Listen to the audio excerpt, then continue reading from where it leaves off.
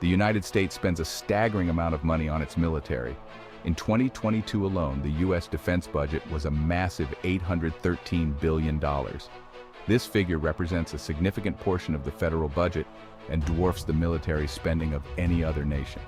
While a strong national defense is undoubtedly crucial, this level of spending raises important questions about its long-term implications. Is the U.S. taxpayer getting a fair return on this investment? Or is this vast expenditure fueling a system that prioritizes profit over peace? In his farewell address to the nation in 1961, President Dwight D. Eisenhower warned of the growing influence of what he termed the military-industrial complex. Eisenhower, a five-star general who had led Allied forces to victory in World War II, was uniquely positioned to understand the dangers of an oversized military establishment. He cautioned against the unchecked growth of this alliance between the armed forces, weapons manufacturers, and the government, recognizing its potential to distort national priorities and undermine democracy. Eisenhower's warning was not a rejection of the need for a strong defense. Rather, it was a call for vigilance against the vested interests of those who stood to benefit from perpetual military expansion. He acknowledged the necessity of a robust defense industry, but stressed the importance of balance, stating, "We must guard against the acquisition of unwarranted influence, whether sought or unsought, by the military-industrial complex." His words serve as a stark reminder that the pursuit of security should not come at the cost of democratic values or economic stability. Eisenhower's warning was rooted in his observations of the post-World War II era. The Cold War had fueled a rapid expansion of the U.S. military and defense industry. Defense contractors, once temporary wartime partners, became permanent fixtures in the American economy. This growth, Eisenhower argued, created a powerful lobby that could influence government policy and prioritize military spending over other critical needs. The military-industrial complex thrives on a cycle of fear and dependence. Defense contractors, seeking to maximize profits, lobby for increased military spending and the development of new weapon systems. This, in turn, creates a climate of perceived threat, justifying further military expansion. This self-perpetuating cycle can lead to a distorted national agenda, where military preparedness overshadows investments in education, healthcare, infrastructure, and other essential public goods. Eisenhower's concerns were not merely hypothetical. During his presidency, he witnessed firsthand the pressure exerted by the military-industrial complex.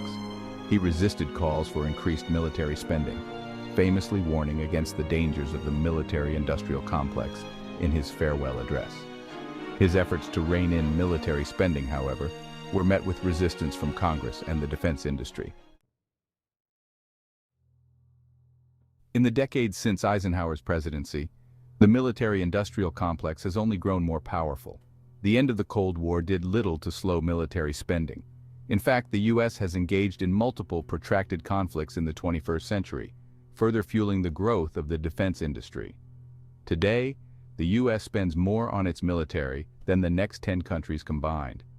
The influence of the military-industrial complex extends far beyond the halls of Congress. It has shaped public opinion, influenced academic research, and even infiltrated popular culture. Through lobbying efforts, campaign contributions, and media influence, the defense industry has successfully promoted a narrative of perpetual threat, creating an environment where questioning military spending is often met with accusations of being unpatriotic or weak on defense. The revolving door between government, the military, and the defense industry further strengthens the grip of the military-industrial complex. High-ranking military officers often retire to lucrative positions in defense companies, leveraging their experience and connections for corporate gain. Similarly, government officials involved in defense procurement may later join the ranks of contractors, blurring the lines between public service and private profit. The unchecked growth of the military-industrial complex comes at a steep price. As Eisenhower warned, this vast expenditure diverts resources from other critical areas. When a significant portion of the national budget is allocated to military spending, it inevitably leads to trade-offs. Investments in education, healthcare, infrastructure, and scientific research suffer, hindering economic growth and societal progress. Moreover, the pursuit of military dominance often comes at the expense of diplomatic solutions and peaceful conflict resolution. The emphasis on military might can lead to a militarized foreign policy, where dialogue and cooperation take a back seat to force and coercion. This approach can escalate tensions, increase global instability, and make the world a more dangerous place. The true cost of the military-industrial complex is not just measured in dollars and cents, but also in missed opportunities. By prioritizing military spending over other investments, the U.S. risks neglecting the very foundations of a prosperous and secure society, a healthy, educated populace, a thriving economy, and a commitment to peace. Eisenhower's warning about the military-industrial complex remains as relevant today as it was over 6 decades ago. The unchecked influence of this powerful lobby continues to shape national priorities, distort the economy, and undermine democratic values. It is imperative that citizens, policymakers, and even those within the military itself heed Eisenhower's call for vigilance and engage in a critical reassessment of U.S. military spending policies. Reining in the military-industrial complex will require a multifaceted approach. Transparency in defense contracts, campaign finance reform to limit the influence of corporate lobbying, and a renewed emphasis on diplomacy and peaceful conflict resolution are all essential steps in the right direction. Citizens must demand accountability from their elected officials and challenge the narrative of perpetual threat that sustains the military-industrial complex.